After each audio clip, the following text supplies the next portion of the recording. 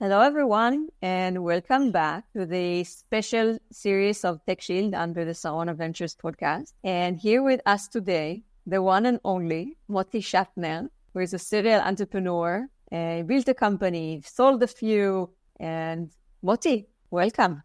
Hi, nice to be here. So maybe we'll start with a quick introduction. Share with everyone what's your story. My short bio. So I co-founded several companies. I started with the FinTech world.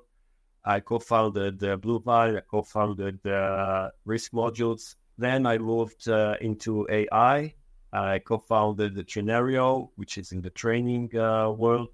And now I'm working on a still under stealth mode startup named Kalido, which is going to disrupt the world and change everything, but it's stealth mode. I also created a $2 billion fintech fund, which only managed to deploy a small part of the money, about almost $2 million. And I'm lecturing about entrepreneurship. I'm meeting with a lot of young entrepreneurs, early stage in Israel and in Europe. And it's always fun to see the early stage that is growing everywhere. That's my short bio. Awesome. So you're one of the veterans in Israeli tech. You've seen a lot of successes, a lot of failures, including students that some of them succeed, some of them don't. What can you tell us about what you see in Israeli tech throughout the years? Before October or after October or whatever. If you think there is a difference, that's like super interesting to dive into as well. So I think when every year in my courses I create around 10 new startups. So you can see that there are people that have the entrepreneurship mindset, that they know what they should do, and there are people that are less there. So in Israel, you have a lot of this mindset. Like it's statistically, you have more of that. I don't know why. Maybe because we're talking about it all the time. I don't know. But you see a lot of that. And part of the success of a startup is the mindset, or like a large part, because this is how you can overcome the obstacles, because a startup is not just an idea, it's the path to success. So this is, over the years, I see that Israelis are, they have like the ability to do the right amount of storytelling, not to do too much, not to talk less. So this is about Israel, okay? And everybody knows that. But then what happened with COVID? We started with COVID about 3 years ago, 4 years ago, even before COVID. The global scene of early stage has changed a little bit. And, a lot of money poured into the market, and it was too much money that went into the market. And it was like money everywhere. It made people who are not real entrepreneurs, they got a lot of money, right? So everyone can be an entrepreneur. And now what we see is like the correction in the market. And what you see is that, again, you get money goes to the right people that can create success, people that have the mindset. So this is like what I see here in Israel and also in Europe and the US. It's like a cycle. Now we're coming out of the cycle on the other side. You see that, the problem with the market right now is the late stage, right? Because there's too much excess value there. So it has to go down. It has to go back to a steady state. But it's happening. And now I think this is like a great time for an early stage. And I see here in Israel, I see a lot of people that are just waiting for the market to come back in order to create, fulfill their dreams, their startup dreams. So I have a question. Most of the investors that I deal with and that may be listening to this chat, and this is why we're doing it in English, are international, right? And for an international investor, when they look into Israel, even if they want to invest, it's not always easy. And definitely when it comes to early stages, right? Because it's hard to know what's going on, and you're far from the market, and the company doesn't yet have any revenues or anything to really benchmark the investment based on. So when you are addressing international investors, what do you recommend to them before October 7, but even more so now after October 7 because of the uncertainty that comes along with the situation? What do you recommend them if they would like to invest in early stage companies? They want to engage with the Israeli tech ecosystem, and you're very bullish on early stage. I mean, me too, and we understand that the time to market is now in terms of investing, but it still can be quite scary. So what do you think, as a very experienced entrepreneur and a lecturer of dozens or the hundreds of thousands of students every year, what do you recommend? How can an investor benchmark themselves and decide where to allocate their money looking into early stages? So first of all, early stage, I've been both an early stage investor and a late stage investor. And it's like a whole different story. It's not the same KPIs. It's not the same whatever. And so first of all, if you want to go into early stage, you have to understand how early stage works. It doesn't matter if it's Israel or any other country, right? And even in when I had like investments of 20, 30, 40 million dollars in late stage investments, you still have that gut feeling that is it okay or not okay. So first of all, at early stage, the gut feeling is about the founders, because let's say the story looks well, you have the market, everything looks fine, but you know that when you go like a pre-seed seed A, the exit will be very, very different than what you see right now. First of all, because the solution will change, but also because the market will change. You have opportunities, the potential will change. So at early stage, you invest first and for all in the founders. Now comes the Israeli part, right? Currently, what you see in the market, we started to talk about it, is a lot of volatility in the early stage market. There are several reasons for that. And the typical like stereotype Israeli is like more compatible or more like this challenge of adapting to this volatile environment. And the environment is very volatile, first of all, the global environment, because first of all, dry powder and money that is going to enter the market, but also because of technology. It was like a huge disruption in technology, Gen AI, and all this family of disruptive technologies that are really going to change the world. We're just starting. And what you need right now are entrepreneurs that can navigate these rough seas, okay? So even if you have an idea and it's a great idea, and you have already have a technology, an MVP, a prototype, even a beta client, it's not enough, because the landscape is changing. And a year from now, it used to be that you invest in a startup and you get your money back in 3-4 years, right? So currently it's a little bit longer. So let's go just a year ago.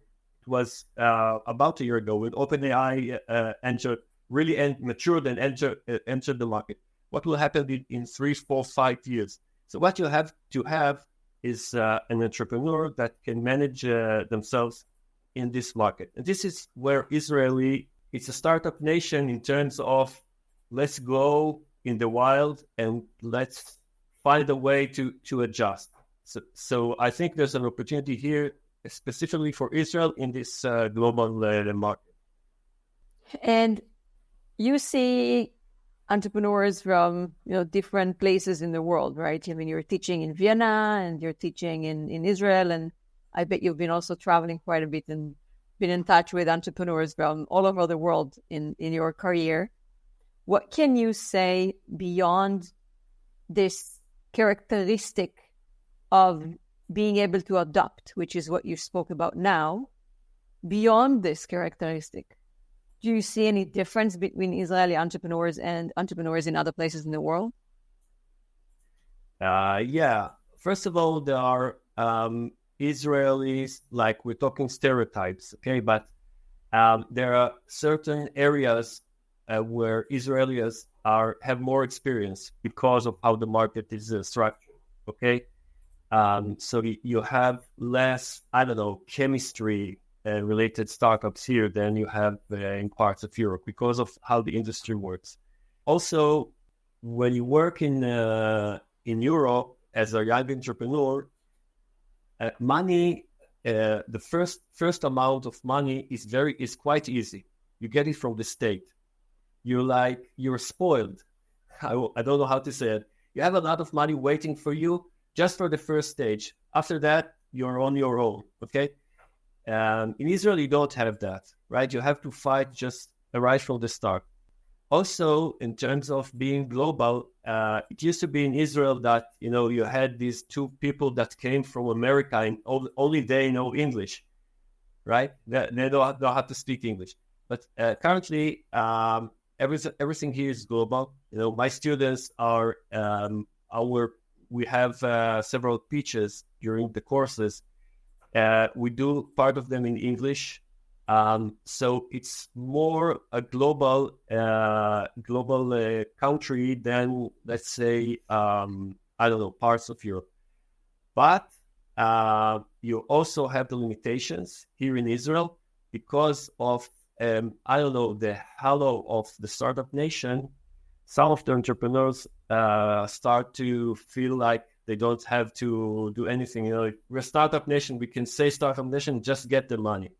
Mm. And there's a lot of them. There used to be a lot of them, and now when the water goes down, it clears the market to people that really, can create and bring value to the table.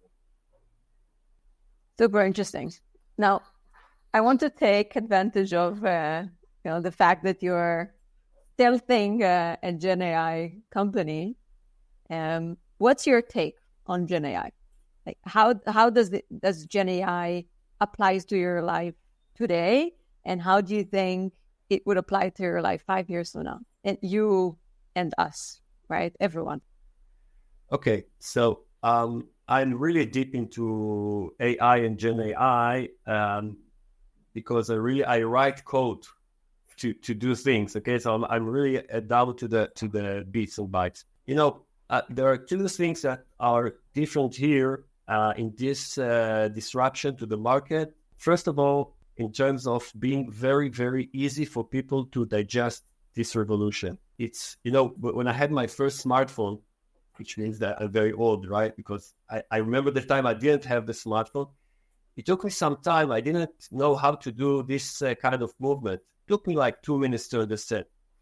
But with Gen AI, you don't have that. You work with prompts, for example, or it's becoming a human experience. So this is why OpenAI got into our lives so fast. OpenAI and all the LLM models. But also, you don't really see anymore the difference between a computer, which is something that you have to really work hard to work with, like to learn how to type, to learn how to, if you're writing code, like you think like a computer. Now the computer thinks like you. And what it means that we're going to see everything around us, including contents, including this kind of conversation. We will not be able to tell, which part is Gen AI, which part is not. And it's not threatening if there are the right measures, to control it. And there will be. But it doesn't matter if it's a threat or not. It's just going to happen because it's happening. And when you're talking to people, I don't know. I don't think there are anyone in the high-tech world that is not using ChatGPT every day to, I want to read a newspaper article. I asked ChatGPT to give me just the highlights. I don't have the time to read 1,000 words. Just give me the highlights. I want to write code. Just give me the code. This is after just 1.5 years. Think about in 5 years from now, everything is going to change. So I think it's exciting.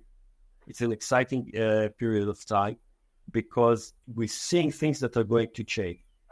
And specifically in my stealth mode startup, it's going to do something that I can tell that, we're doing things that people are actually doing right now. And it costs to do it with humans. It costs about 1,000 more than with our platform.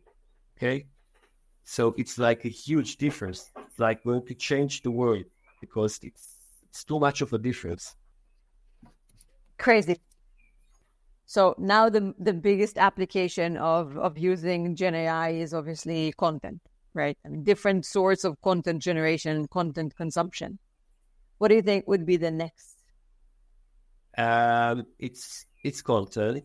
It's also about it's going to change the workplace because, for example, when you look at the fintech industry, big part of what people do in the fintech industry is go over documents and check them out and check that everything is in place and work with data. Partly, I was asked to go to the board of one of the banks to say, to give my vision about what is going to happen. And I said, in a shorter time than you think, what you may think, you will not need about 1/3 of your employees because, that's life. It's tough life.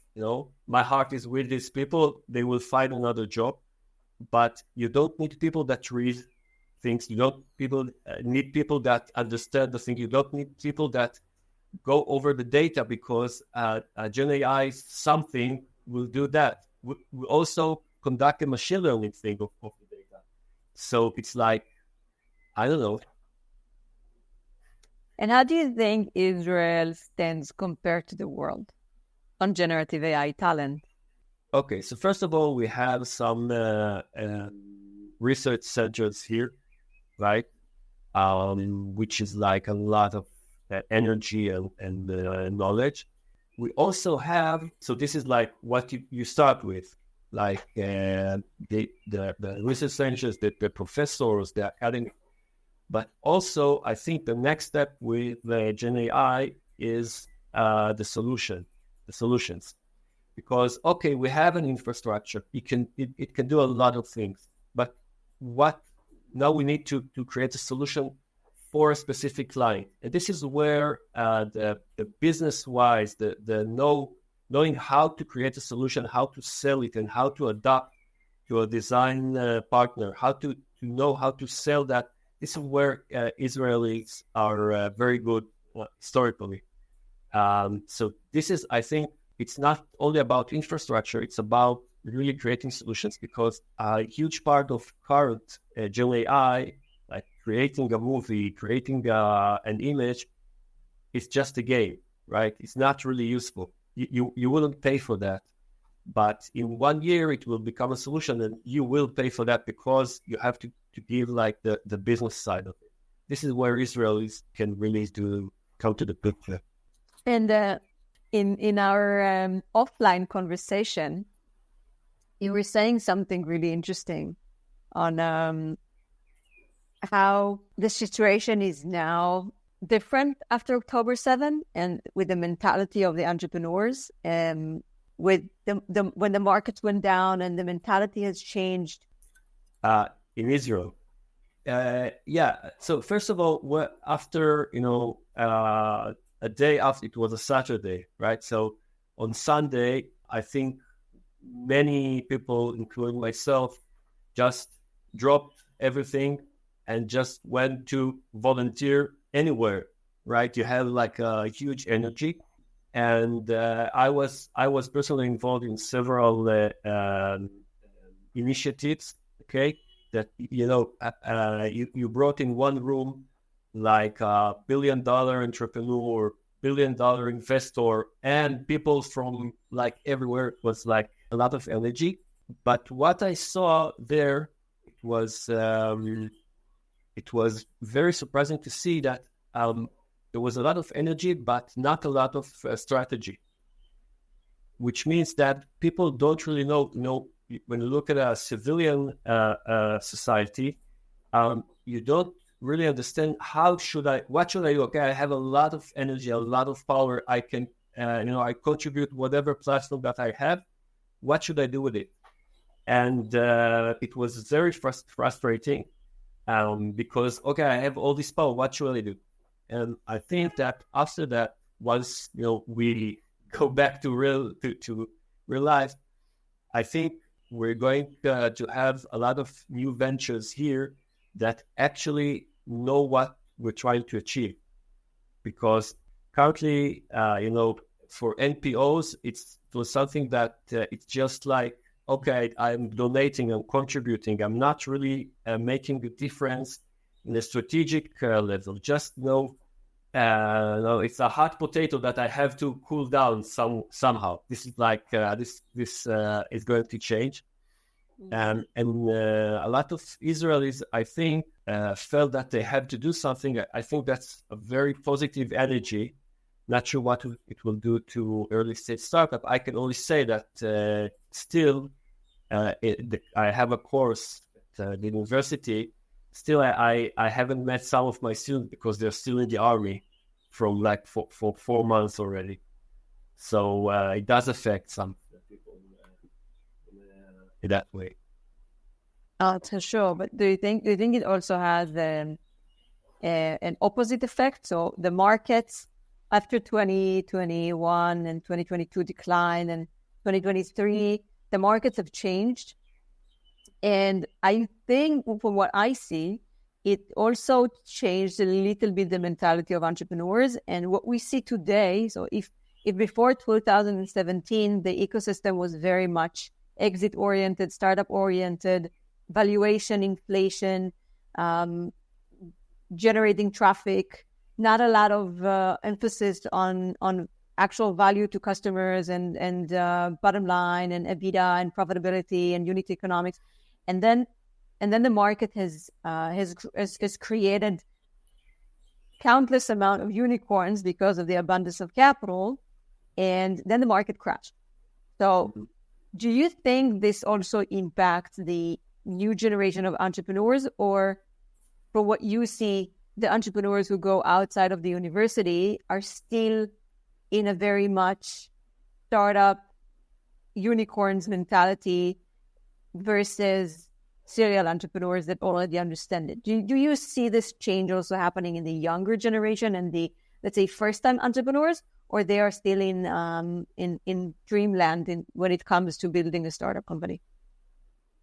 So first of all, there's one thing that, I've been lecturing about entrepreneurship for, I don't know how, like 10 years. And every time when you tell a first-time entrepreneur, just, think whatever you want, start with an idea. Usually they go into the impact world, okay? But helping someone, climate change, whatever. But in the hype days, like a few years ago, they went back from the impact to the where's the money? Here's the money. Let's make a lot of money, right? Let's create a unicorn.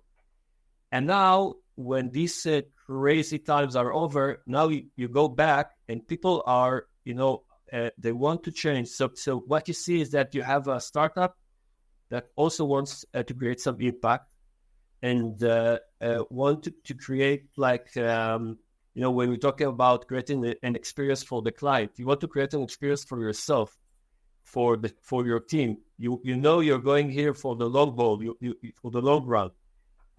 So I think this is like the basic thing that a person does. I want to help the world. I want to help myself. I'm going to invest my time here. And I think that the so much money that was in the market just twisted and changed the way people think. Now they go back to the basics. How did they do their startups, which is great, So this is like a new old type of people.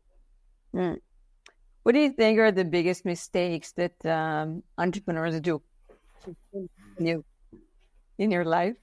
What do you think are the biggest mistakes? I think it's not a mistake. It's I I think the basic idea of being an entrepreneur is to understand that this uncomfortable feeling that you have because it doesn't work, it's a lot of pressure, it's whatever, it's a mismatch between what you want and the world. This is life, okay? And it takes some time for people to understand that this is life. This is why they tell you that, okay, you have to fail a few times just to understand. Life is about trying, doing the storytelling, trying to understand what's happening. So this is like in my courses when I people that finish the course and now they understand that this is not a bug, it's a feature of life. This is like the first thing about entrepreneurship. And I think that the second thing that young entrepreneurs, also mature entrepreneurs, need to know is that we're working within an ecosystem. And the most important thing about entrepreneurship is how others see me. Not what I tell, not my storytelling. No, there's like a TED-like storytelling. It's like a template. I just go and just say my thing and go away. And in our world, nobody listens to you, right? Okay, you have a great storytelling. When you understand that whatever you say, it's like going into the minds of the other person, goes around and comes back. This is when you start to understand how to really create value for everyone. So the ecosystem is not just a thing that you go and knock on the doors of investors and say, give me the money. And if you have like a great deck, you get the money. It's how you have like this internal dialogue with the minds, which also the investors, they don't really do this dialogue. It's within your head. So this is like the two things that I teach. And I think this is like, it's not a mistake, but just a way of looking at life, investors' life. Basically changing your mindset. Yeah. And for example, just what we're working on with my students is, if I want to convince you to give me your money, right? This is what I want from you. So you got it. Okay. You got it. When I have like my about us paragraph or whatever, the mind of an investor, and I've been on the other side of the table, is like, I see like dozens of startups, right? What's the difference? So first of all, I have to remember that you've been here, so be memorable. But also, when you say something that is not matching, reality or what I think of you, then as an investor, I stop listening to you, right? And I have like this short, this short span of attention. And what I teach my students is to go like this, to avoid the obstacles, and all the time to get to like to the real thing. So as I said, early stage for me, it's about an idea. You have to have like great knowledge, expertise, but also there's nothing with what you're saying to the like in 5-6 weeks will be a whole new story. I hope I answered your question, but I don't know. Just you tried. You tried. As an investor, mm-hmm.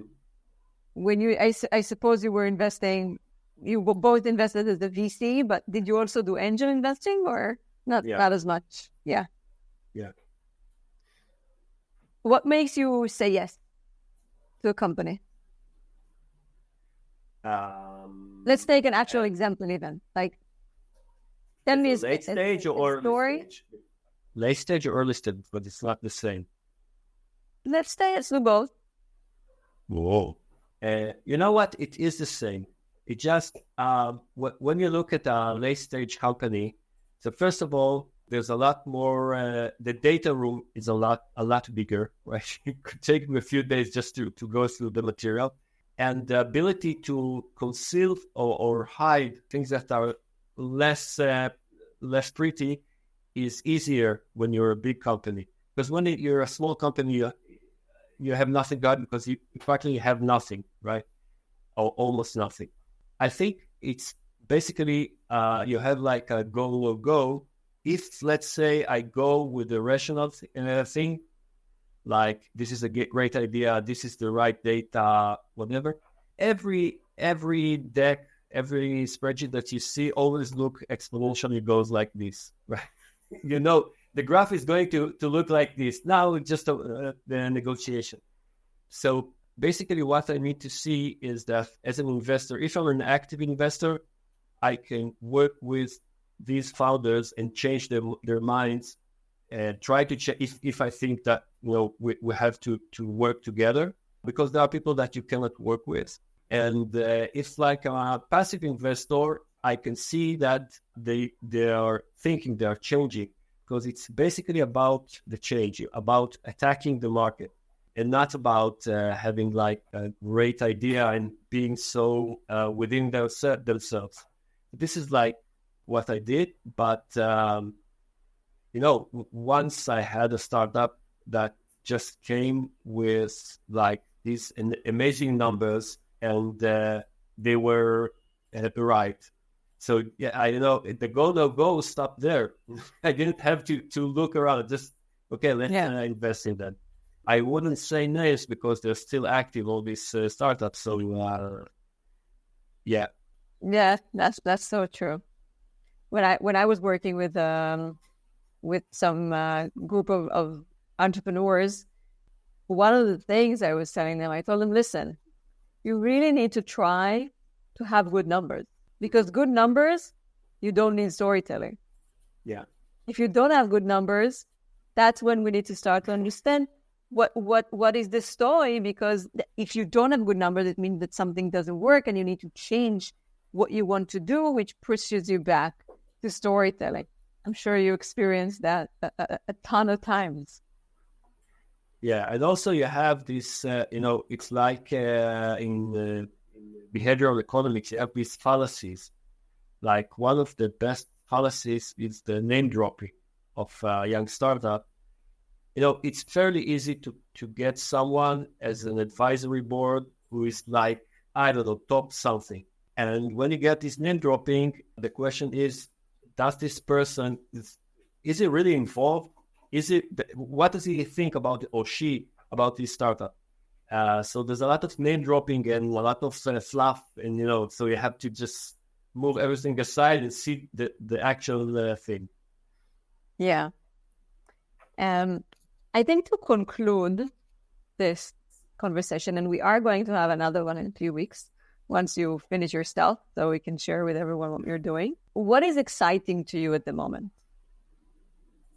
In the world? In the world, in investments, in tech, in... Yes. Look, I think the world is changing so rapidly, and you can either accept it and be part of it, and part of the experience, or you can sit back and could be even frightening or strange for you.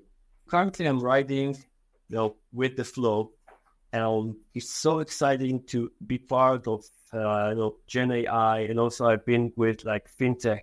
So when you're part of what's happening here, and I'm trying to be part of the positive parts of the world, right?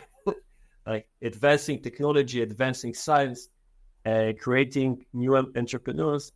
It's very exciting. Changing a little bit the life of people by lecturing them, that's very, very rewarding. You feel like, okay, like I have, I don't know, about a few hundred students already, but maybe I changed their life a little bit. And also people that I mentored, and, it feels good to be like part of this large ecosystem. And hopefully we'll continue to go the optimist way, let's say. No AI robots taking over the world. I'm not sure what is taking over, in the end, there are people, right?